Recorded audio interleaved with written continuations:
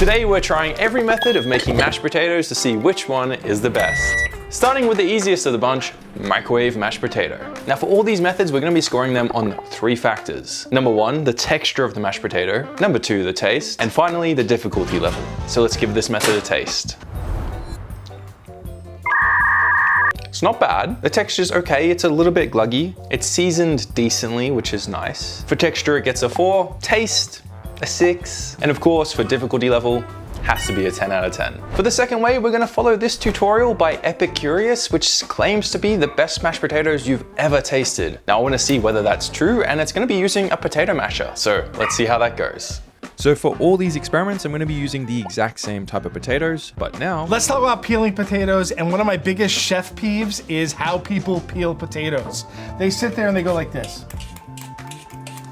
Right? No, that's not how this was designed to work. Honestly though, I wanna know what monster actually peels their potatoes like that. I take the top off, I take the bottom off. Long, slim cuts. So with those long cuts, I'm now peeling like a chef, but what's next? This little device on the potato peeler is actually there to take out any eyes. Oh, cool. I always wondered what these bits were for. I guess that's not what they were for. Anyway, moving on. After I peel my potatoes, I put them in cold water. There's a couple of reasons for this. First of all, potatoes oxidize and go gray and brown really quickly. Well, I only need one reason. I don't want gray and brown potatoes, so I'm gonna wash them in a bowl of water, take off any of the bits that I missed, and then rinse them once more. Now the reason why I'm on a quest to find the best mashed potato method is because I want to surprise my fiancée with one of her favorite meals from our first dates together. So I'll be making that at the end of this video. Some cold water and potatoes straight into the pot. Gonna crank that heat up so we bring it to a boil, and then I'm gonna add in a generous amount of seasoning, though not as much as he did. With the spuds now dancing around in the water, it's time to turn that heat down and let them simmer. But how does a chef tell when they're done? And I get a paring knife. I'll take the paring knife, stick it into the potato. They'll either break or they'll slip off really easy. I don't have a paring knife, but this one will do. And would you look at that? Slid straight off. Now before we strain the potatoes, we're told that we need to heat up some butter and milk. And I've got to be honest, I've actually never done this with mashed potatoes before. For my entire life, I've just put them in cold. So I'm going to take the milk, add some butter, a little bit more butter, and then pop it in the microwave to make sure it's ready and nice and hot for the potatoes. Now it's time to strain the potatoes, and one other crucial tip I've learned from this video is letting the potatoes steam for a little bit, which according to the chef and something that makes sense to me is it allows the moisture to get out of the potatoes more, so we have less in our final product, which apparently is better. I might get a lot of hate for this, but my weapon of choice is the old school granny mashed potato masher. I mean, there's nothing wrong with a granny masher. So with a touch more salt and pepper and half the milk and butter added into my mashed potatoes and half of it on the bench, it's time now to mash them. And once we have that texture right, it's time to plate it up, and they have a really cool method for doing this. And what's necessary here is a volcano. Nothing better than gravy or more softened butter in your volcano. I'm gonna build up my own volcano, which is a really cool idea, and add a bit more butter. And Jesus, I just realized how much butter chefs actually use. And with these looking glorious, it's time to try it. So let's see if these are indeed the best mashed potatoes I have ever had. Gonna get a nice scoop with that butter in the center, which looks really, really cool. And let's see how this goes. It hits a spot, reminds me of my childhood. It's definitely more of a clumpy mashed potato with some chunks still in it. So for texture, I do prefer my mashed potatoes a little bit smoother. So I'm gonna give this actually a 6 out of 10. For taste, I'm gonna give it an 8 out of 10. Tastes really good, the seasoning's good, that butter in the center really elevates it, and it's just that classic mashed potato. And then finally for the difficulty level, it was pretty easy to make. So pretty good stuff, but I don't think it's gonna take out the top position. Let's move on to the next one. And that's this silky smooth mash by Chef Andy using a tool that I am very excited to use. Number 1, don't peel your potatoes. Just do a little score around the middle. So I did a not so deep score around the whole potato. Hopefully that doesn't mess it up. And ooh, my accuracy is not very high on this technique.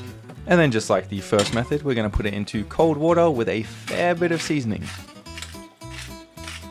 Now, after what felt like a lifetime of cooking, they are now fork tender, which means I can then drain them and apparently easily pull off the skins. The skins should just pull off. I think it might be the type of potato I'm using, but mine just didn't pull off. But I obviously don't have chef hands yet because these potatoes were just too hot for me. So after some struggling, I finally got the skins off, and now we're ready to use one of my new favorite tools of the kitchen, this potato ricer. If you've never used one of these before, it is incredibly satisfying to use, and just look what it does to these potatoes. Tip number 3, and this is an optional one, use a drum sieve to push your potatoes through. Don't be silly, there's no such thing as an optional method here. We're gonna do them all, and I'm really curious to see whether this actually makes a difference. Wasn't too hard to do and was very, very satisfying. And just look at how beautiful this end result is. Just like the previous method, we're gonna add in some nice hot milk and butter, and then give it a mixy before adding in some seasoning. And although mine isn't as smooth as his, I am still very excited to try it. So now it's time to try Chef Andy's silky smooth mashed potatoes. I'm super excited for these ones, so let's give it a go. Straight off the bat, the texture is amazing. Silky smooth. I probably could have made it even smoother with some more butter and cream, but these are really, really good. And I think they're gonna be pretty hard to beat, but you might just find a method that can do it. So for texture, I'm gonna give this a 9.5 out of 10. I think it could be just a little bit more smoother, but whew, this is nice. As for taste, this is delicious with the seasoning, the butter, the milk. I'm gonna give it an 8.5 out of 10. And then finally for difficulty, there was a lot of pans, there was a lot of steps, a lot of tools, a lot of things to wash up. So I'm gonna actually give this a 4 out of 10. But that being said, it's a lot of fun, and that potato ricer, game changer. So now we're moving on to slow cooker mashed potatoes, which is great when you just wanna set and forget it. So for this method, I'm gonna use just a few more potatoes. Like usual, we're gonna peel and then wash them thoroughly. And then because we're slow cooking them, I'm only gonna cut them in half. Into the pot they go, with some milk, some salt, and a whole heap of butter. With the lid on, we're gonna put it in the slow cooker, turn it on high, and leave it there for 3.5 hours. But after just 2 hours, when I took off the lid, it started to worry me. But we're still gonna give this a try, so I take the fork tender potatoes, put them in a new pot, and then because I didn't like the look of that milk and butter in the slow cooker, I made a new warm batch and added it to those potatoes, before doing what my fiancé said was the slowest mashing job I could possibly do. Top it off with a bit more seasoning of salt and pepper, and we have our slow cooker mash ready to taste. Now I'm a little bit nervous about testing this one, honestly. The smell was really interesting, almost like it caramelized the milk, and that colorization has me curious. So without further ado, let's have a taste.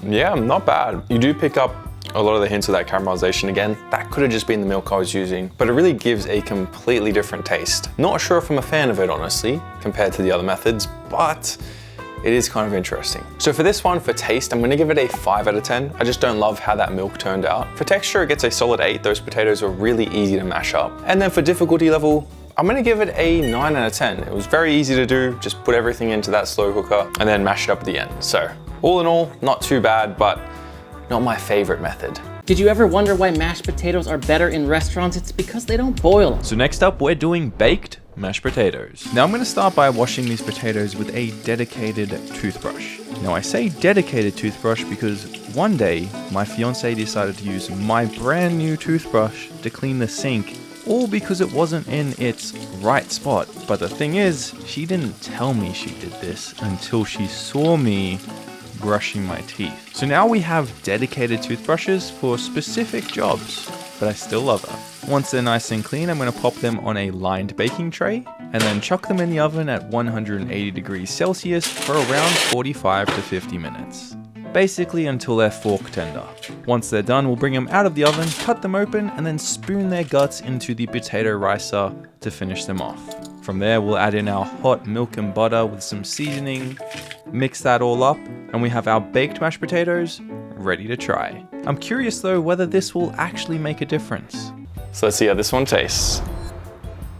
It's nice. It's a little bit different to the other ones. Not super noticeable, but I really like the methodology of doing it. Takes a little bit longer to cook, but it's a lot easier. So for taste, I'm gonna give it an 8 out of 10. For the texture, I'm gonna give it just slightly less than the potato ricer method, just because I didn't pan sieve it. So it's a little bit clumpy, kind of like that Epicurious method, but that's really nice. And then finally for difficulty, I'm gonna give it a 9 out of 10. It was so simple to do and you didn't even have to cut them up, which I love. Which puts it at the top of the leaderboard. Now, similar to how we're gonna be doing the slow cooking mashed potatoes, the next method is called the one pot method, where we put everything in one pot and let it cook from the start.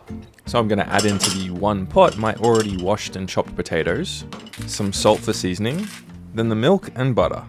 And this is where it's tricky because you have to put in just the right amount of milk so it doesn't completely reduce while cooking the potatoes, but also not too much that it becomes this sloshy mess once you mash them. We'll bring it to a boil, then turn down the heat to a gentle simmer to cook the potatoes for around 15 to 20 minutes. And once they're knife tender, we don't have to drain them, we just turn off the heat, pull out the potato masher, and mash them up. Add in a little bit of seasoning for taste, and then some more milk to make them a little bit more creamy. Mixy mixy, and we have our one pot method ready to try. So let's try the one pot method. Really curious to see how this tastes. I'll tell you what, that's surprisingly good. It's a little bit creamier, a little bit sweeter than the other methods. I think cooking it in that milk and butter really brings out that flavor. So I gotta say, I really like this. For texture, I'm gonna give it a 7 out of 10. It's reasonably smooth, but not the smoothest. For taste, I'm gonna give this one, honestly, a 9 out of 10. It is really, really nice. And finally, for difficulty level, I'm gonna give it an 8 out of 10 because it was pretty easy to do. Just chuck it all in one pot, mash it up, and you're good to go. And with that, the one pot method moves into second place. But now it's time to get a bit fancy. We found the best mashed potato recipe, and the secret to it isn't actually what you might think. Now in previous methods, we've talked about getting the moisture out of the potatoes, but this method takes it to the next level. And that's why the chef has me poking this potato with a knife. I've got to admit, it's actually pretty fun. And then once I'm finished that, we're gonna lay them in a tray that is filled with salt, which is all designed to pull out the moisture while we cook them in the oven at 180 degrees for around 45 minutes. And after letting them cook, here is where I made a fatal mistake that ruined this entire dish. You see, I didn't check to make sure they were actually cooked. I just went on to the next step, which was cutting the potatoes open and spooning them into a bowl. But once I cut them open, I realized they were way too hard. And I tried to salvage it by putting it back into the oven, but it just didn't work. And you can tell by the look on my face after I went through every single step for the rest of this recipe and then finally tasted them. It just wasn't right. So I went all the way back to the chopping board and started over. And after letting my potatoes cook for a much longer time and actually testing the internal temperature with a thermometer to make sure they were properly cooked, we arrived back at taking them out of the oven. Where again, while they're still hot, we slice them open, let them steam for just a little bit, and then spoon out their contents into a bowl. But what I really like about this method is we don't throw out these skins, you put them back in the oven for 10 minutes. So the next step is to melt a lot of butter and rice those potatoes into it. And then we gently mix that through before moving on to the most interesting part of this recipe, the infused milk and cream. So into a separate saucepan, we add in equal parts of milk and double cream. Bring the heat up of that before adding in those crispy potato skins. Then something I never would have thought of, we add in a bay leaf and then a little bit of nutmeg. And after we have all these ingredients in, we just let that reduce, strain the milk and cream, and then fold it into our mashed potatoes. And with that, we have these really unique mashed potatoes that I'm very excited to try. So let's give the Fallow Chef method another try. It looks a lot better than the first time I tried it, so let's see how it tastes. It's a lot better, but I don't know what I'm doing wrong. It's still not super smooth. I still have some potato chunks that aren't cooked properly, even though I cooked my potatoes for well longer than they were supposed to be cooked. So for texture, I'm sadly gonna have to give this one probably a 6.5. In terms of taste, it's really nice. That bay leaf and nutmeg really work to make this shine. However, it's not my favorite flavor profile. So for me, this one gets a 7.5 out of 10 for that. And then for difficulty, this had so many steps and I don't know if it's necessarily worth it. I think if I could get the mashed potatoes to be a little bit smoother and better cooked, then it could be a lot nicer. So for difficulty level, I'm gonna give it probably a 4 out of 10. But overall, a nice mashed potato to mix things up. And again, I think I'm just doing things wrong here. So call me out in the comment section down below. I don't know what I've just done to myself. Next up, we're making stick mixer mashed potatoes. So for this method, the main thing I wanted to test is how using a stick mixer would impact the mashed potatoes, whether they would make them better or worse. So the rest of this process, I'm starting with the one pot method because I really like the flavor of that. And once we cook it all through, we can just use the stick mixer to mix up all that milk, butter, and potatoes that's already in the pan. Now to make the stick mixer's job just a little bit easier, I did go in with the granny masher first to make sure that it was broken up a little bit. And with that ready, I went to town with the stick mixer, making it into a smooth but gluggy mess. And I'm very curious as to whether this one is going to be good. All right, so let's try these blitzed mashed potatoes. That's really interesting. Now I thought these would be really smooth because we blended them, but they actually still have a few chunks in them with that smooth texture mixed in, which makes it really interesting and actually really quite nice. As far as taste goes, it's pretty much the same as that one pot method, so we're gonna give it the same score for that one. For texture though, because it's interesting and it's not that smooth, I'm gonna give it an 8.5 out of 10. And as far as difficulty, it was pretty easy, though I'm gonna have to clean up that mixer now, and I did still have to use a masher with this. So for that, I'm gonna give it a solid 6.5 out of 10. But overall, pretty cool method. Now this method is fitting because I'm making these mashed potatoes to find the best recipe for my fiance. Marry me mash. And I am very excited to try it. So this method starts off basic by just putting in some cut up potatoes into a pot of cold water and then heating them up like usual. Now for this one, we're also going to be doing an infused milk and cream. So to get that started, we're going to finely chop up some garlic. When the potatoes are fork tender, we're going to strain them and then lay them out in a pan to steam to make sure all the moisture has gotten out of them. And while that's happening, we're going to get started on the infused milk and cream, which starts off with that garlic clove, then a bit of thyme, equal parts milk and double cream, and then we let that simmer away while we rice our potatoes. Once we have a pan of potato noodles, we add in our melted butter and then mix that through. But here's where this method really shines. With those buttery potatoes, we then push this through a pan sieve to get an ultra creamy, ultra smooth mashed potato. Once our infused milk and cream is ready, we're going to strain that off and then add it into our buttery, smooth mashed potato mix to get our final result. And just look at these. Now to get a little bit fancy, we can pipe them out using a piping bag, but I didn't have any, so a Ziploc bag will do. Although I did actually technically melt mine on the cooktop, but you didn't see that happen. And I think I could work on my plating skills, but still looks really cool and it's extra smooth. Very excited to taste this one. And now let's try these super smooth mashed potatoes. They look so good. My plating could be a little bit better, but let's give it a try.